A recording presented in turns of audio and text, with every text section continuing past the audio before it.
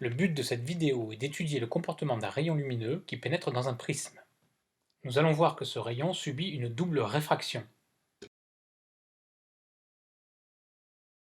On fait arriver un rayon incident en un point I du premier dioptre. L'angle d'incidence sera noté petit i. L'indice de l'air est égal à 1, alors que l'indice du verre est égal à 1,5. Le rayon passe d'un milieu moins réfringent à un milieu plus réfringent. Il va donc se rapprocher de la normale. L'angle de réfraction sera noté petit r, il est donc inférieur à petit i. Le rayon arrive maintenant sur un deuxième dioptre, le dioptre vert R, donc on passe d'un milieu plus réfringent à un milieu moins réfringent. Donc par rapport à la normale, si on note l'angle R', l'angle d'incidence sur ce deuxième dioptre, l'angle de réfraction va être noté I' et il sera plus grand que l'angle R'. Le rayon va s'éloigner de la normale. On peut définir trois formules pour le prisme. Deux formules sont issues des lois de Descartes, et la troisième sera une formule de trigonométrie. Sur le dioptre R vert, donc le premier dioptre ici, on peut écrire que 1 fois sinus i, 1 parce que c'est l'indice du milieu R, est égal à n fois sinus R. N étant l'indice du vert. La deuxième, c'est le dioptre vert R, on a donc n sinus R' égale 1 fois sinus I'.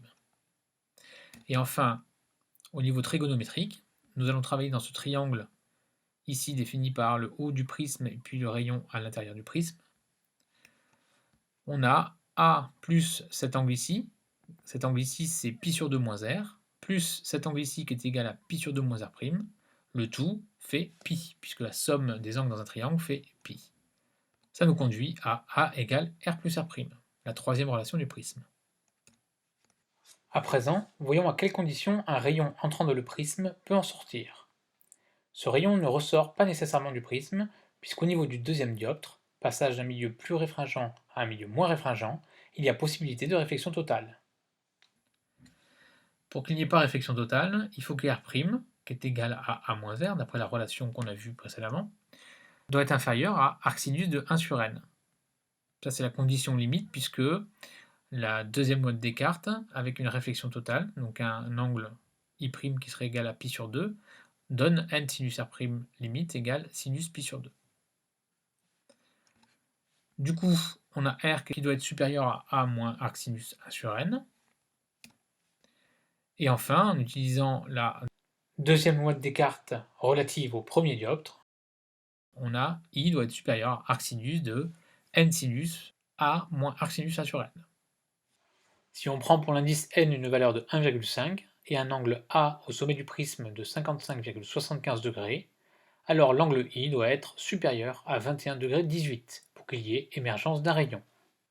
Calculons maintenant la déviation d'un rayon qui entre dans le prisme et qui émerge de celui-ci.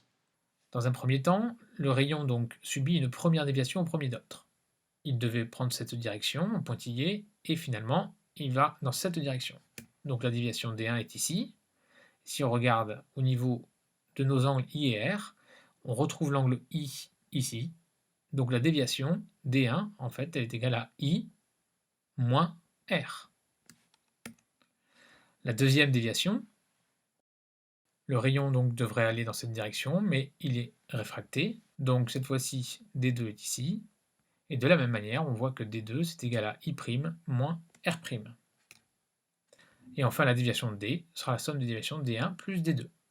Donc D1 égale I moins R, D2 égale I' moins R'. Et ainsi, la déviation s'écrit I moins R plus I' moins R', ce qui fait I plus I' moins A, puisque R plus R' est égal à A. On peut exprimer la fonction D égale f de I, la déviation en fonction de l'angle d'incidence. Pour cela, on va encore utiliser les lois de Descartes. Donc les trois formules du prisme nous permettent d'exprimer I' en fonction de I.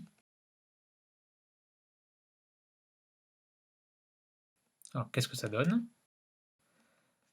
N sinus R' égale 1 sinus I', ça c'est la loi de Descartes relative au deuxième dioptre, donne I' égale arcsinus N sinus R'.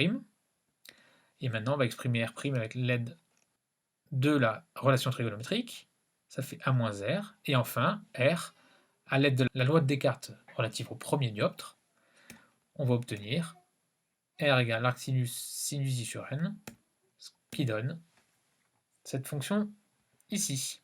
On voit que donc la déviation ne dépend plus que de I si N et A sont fixés. On peut tracer cette fonction D égale f de I.